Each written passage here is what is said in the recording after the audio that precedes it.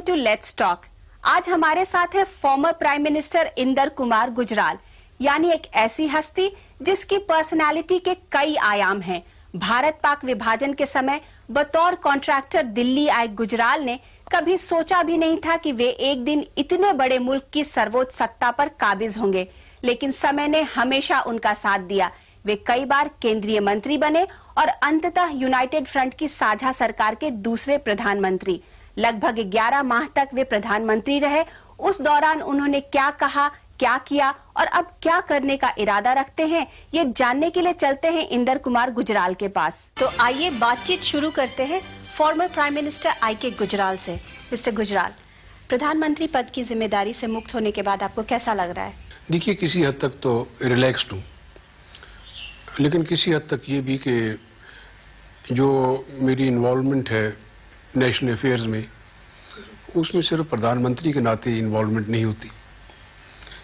और क्योंकि मैं राजनीति में के जीवन मेरा इतना लंबा है, तो देश में जो कुछ भी हो उसके मुतालिक सोच हमेशा रहती है। लेकिन फिर भी you must be feeling that hectic schedule, are you missing that? Well, I'm very relaxed. Even otherwise, by temperament, I'm relaxed. But now, in the first few days after I came out of office, I think I had stored the lack of sleep, so I slept too much for first 1 week. Now I'm back to normal hours. अब आपकी क्या योजना है? What do you plan to do now? नहीं, अब तो एक तो पार्लियामेंट का मेंबर हुई, तो उसके नाते तो चलता है, और दूसरा ये कि अब मैं लिखना पढ़ना फिर शुरू कर रहा हूँ वापस। मतलब इस जिम्मेदारी से मुक्त होने के बाद आप ज्यादा वक्त अपना इंटेलेक्चुअल एक्टिविटीज में देंगे रादर देन पॉलिटिकिंग? मेरा हमेशा मिक्स रहा है, सारा मेरा जीवन इसी तरह। वो ये कि ये जो इंटेलेक्चुअल लाइफ है, ये मेरी ज़िंदगी का बहुत बड़ा अंग है, इसलिए उस तरफ तो जो मेरी बहुत रहती है। मसलन अभी मेरी 2 किताबें छपी हैं, अब और लिखने का इरादा है।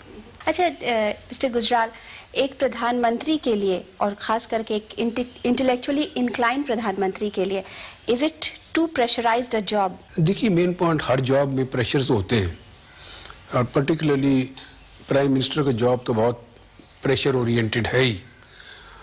लेकिन इंटेलेक्चुअल होने का एक फ़ायदा आपको ये होता है कि you see things in a perspective, because when you are making India's policies, you are not making policies for immediate, you are also must have a vision for the future. और हिंदुस्तान का कोई प्राइम मिनिस्टर हो जिसके पास लंबी दृष्टि नहीं है, वो मुश्किल में आ जाता है। So naturally anybody who is a prime minister of India has to a very wide canvas before him. Mister Gujral, जो देश की भावी पीढ़ी है वो आपको कैसे प्रधानमंत्री के रूप में याद करे? देखिए, ये सवाल मुझे एक दफ़ा पहले भी पूछा गया था। मेरे लिए इतना काफ़ी होगा कि अगर आने वाली पीढ़ी मुझको ये कहे कि ये एक आम इंसान जिसने देश की सेवा की कोशिश की, उस सेवा करने में कामयाब रहा, बस इतना काफ़ी। अच्छा, आपका कोई एक अनफिनिश्ड एजेंडा तो होगा? अनफिनिश्ड एजेंडा 2 तरह का था। एक तो ये कि जो इमीडिएटली मुझे करने थे काम, जो पार्लियामेंट के सामने पड़े थे, जो नहीं हो पाए क्योंकि सेशन नहीं हो पाया। दूसरा ये कि वो स्पेलिंग करनी कि अगले 15-20 बरस में देश ने जाना किस तरफ है। मसलन एक बिल जो हम पास करने वाले थे वो ये कि इस देश में कंपल्सरी प्राइमरी एजुकेशन की बात तो हम करते हैं, ये बेसिक राइट होना चाहिए। दूसरी बात, महिला का दर्जा, उसके ऊपर मैंने बहुत जोर दिया था। तीसरा, साइंटिफिक टेम्पर, साइंस के मुतालिक साइंसी नुक्ता नज़र, दृष्टिकोण साइंसी कैसा हो।